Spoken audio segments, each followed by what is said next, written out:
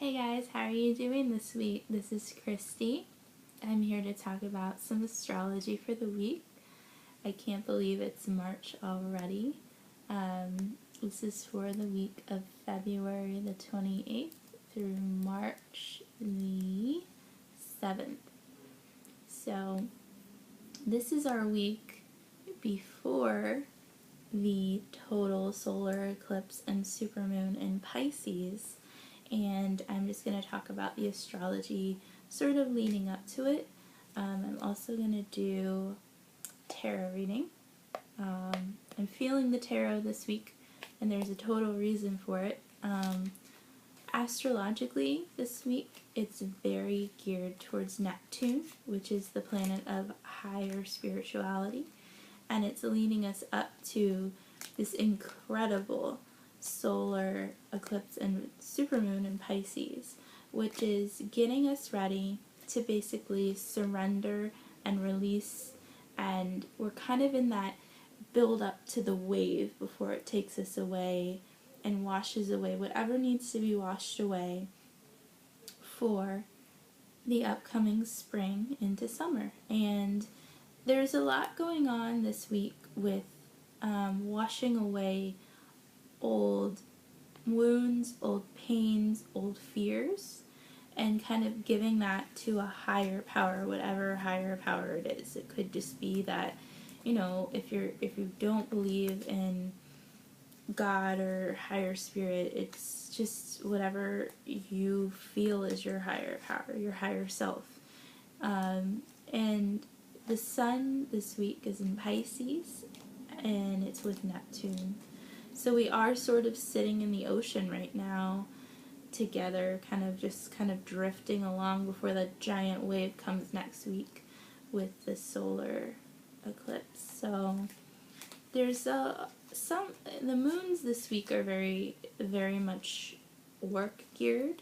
The moon's ending out in Scorpio today and going into Sagittarius, and then midweek the moon will be in Capricorn, Aquarius, and then next week we'll be entering Pisces for that supermoon. Sunday night the moon will be in Pisces, and then Monday the moon will get to the mid degree of Pisces, where the supermoon will be at 16 degrees, so like mid Pisces. But everybody's going to be affected by it. It's definitely going to be cleaning out old ways. So if you're thinking of quitting whatever you need to quit, this is the best time to do it. It's huge. And I'm going to do a special card reading for the eclipse next week, but this is this week's tarot card reading, and this is my adorable mini deck. I got this, and I love it. I'm in love with this deck. It's very helpful. It's very spot on. It's very, accurate. I just did a party this weekend, a tarot party for it was kind of like an office party, I guess, for some lovely individuals, and this deck was super helpful to bring along with me and helped answer a lot of people's questions. So I'm gonna do 3 cards for the week and sort of an overall card as well. My video is going out late, but it'll still be, if you're having a bad Monday. Today should be a pretty dreamy Monday. Even if bad news comes through, it's going to feel like you're stuck in the ocean anyway. Regarding any decisions that need to be made, make them midweek instead of beginning of the week. Beginning of the week might be a little lost and dreamy, but towards Wednesday, Thursday, bigger decisions, especially regarding career, are going to be more helpful. This is more of an overall energy up until Wednesday. And then leading out, Sunday is the eclipse. So really, when it comes to career decisions, Wednesday, Thursday, Friday are probably your better days. And excuse my voice, I have a cold right now. That's kind of also part of the eclipse. If you get a cold or a flu, it's your body cleaning out. So even if you start saltwater baths this week or anything like that, any type of self-care is really wanted for your body. Your body wants the best for you. So as best as you can treat yourself to love this week. And I'm going to play cards. Okay, let's see. I'm going to split the deck. Top card here. Beginning of the week, the Hierophant. Powerful. So the Hierophant talks about, he's like the high priest of the deck. He is saying, be an authority, but even like a spiritual authority. He is the overseer. He is kind of like an overlord as well. But he is saying, really pay attention to that grounded spiritual side of you.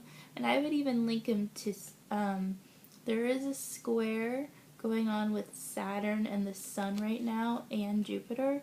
I feel like he is kind of like, wait on your throne, be there, but also be your spiritual leader for yourself. So he's very much saying, you have the keys to your own success, your own intuition, at a very, very astute and high level. Like, he's a very high level lord. So this is the beginning of the week. He's kind of bringing us in saying, you already know the answers. Just sit on your throne and dictate them to your own life. So that's the beginning of the week. The middle of the week, and it doesn't have to be just the beginning of the week, but he's kind of starting out the week saying these things. And there is a T-square going on, meaning there's like kind of difficult energy between Saturn, the overseer. I would definitely call a Hierophant a very authoritative male linked to Saturn, which is the planet of bosses and authority. If anybody's having boss problems right now, or issues with authority, this week does bring on some kind of issues with bosses or figures of authority, but they are meant for the eclipse. So if that's your eclipse story coming in, it may or may not be wrapping up, but it might be part of the Mars retrograde too, so pay attention to bosses. If there is a story now, it might go on until August, but there is kind of an opening regarding this eclipse. The second card is the Hermit. Interesting, we have two major arcana cards come out. This guy is saying, go within, meditate, and be your own spiritual guide. Because through meditation, he's going to tell you what the hell is up, what's going on. And these are actually two extremely spiritually connected cards. They're both very masculine energy. So I'm thinking that this is Saturn square the Sun. I would call him Sun opposite Jupiter. So right now the T-square is Sun Pisces, Jupiter in Virgo, square Saturn in Sagittarius. This energy is very like push-pull when it comes to career. These are two sort of opposing but sort of the same. This guy is out in the forefront. He is the Pope. People know who he is. This guy is behind the scenes. He's sitting on a mountaintop meditating his strategies, what he wants to do. The beginning of the week have you out in the world. The middle of the week has you, or has the energy, internal. So it could be that something happened out in the world or out and about, and then now you're processing it in a major way. These are major cards to come out at the same time, and they're major authority figures. So I'm going to pull one more card since there is major arcana. In the end of the week, the moon will be moving through Aquarius into Pisces. So this is Capricorn moon. This guy is current Scorpio moon into Sagittarius moon. So he's more out in the world overseer. This card, I feel, okay. The Eight of Cups. So this guy he went through a situation. He processed whatever came through. And he's kind of moving along with it. He's moving on from whatever the anger is or whatever happened.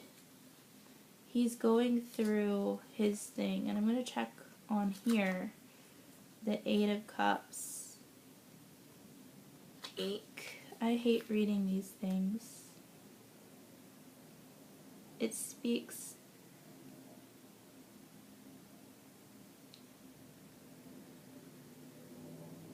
so it's giving joy and mildest, honor and modesty. Undertaking something that's of previous concern. So in this card, he's kind of looking out at something that's concerning him, walking away from these cups in the back, walking away from these situations, and kind of embracing his journey. So, two major arcana cards. I know I'm an authority. I know the answers. I have to sit and think about it for a little bit. At the end of the day, I'm going to take what I know and what I've gathered, the information that I've gathered, and go forward with the knowledge that these cups have provided, that these experiences have provided. I'm going to get an overall card for the week. Overall card for the week. Top card. Reverse. Eight of Swords reverse. So in reverse, so this card is a woman tied up. It's often seen as an anxiety card because she's tied up and she's blindfolded and not understanding where to go. But at the same time, in this card, she's able to unbind herself from her fears. And in the background, there's actually a castle for her to go to. There's actually a place for her to go. She can unbind herself, and there's like a gap, and she can just walk away. It's like stress, a very stressful situation that's caused this. It could be that there is some unforeseen circumstances for a lot of people. With this eclipse, there are a lot of people who are, if they're hanging on by a thread, they might decide to go, like, from this plane. So, it could be that some people are experiencing loss in their family, experiencing maybe loss of some sort, some kind of loss, but this is the overall card. It's just saying that some kind of loss is taking place. This eclipse is taking things out, and it's not just next week that it's doing it. It was this whole month leading up. So, loss is the overall. I know how to handle this loss. I'm going to mentally process it. Even like yoga. Yoga can help with the hermit.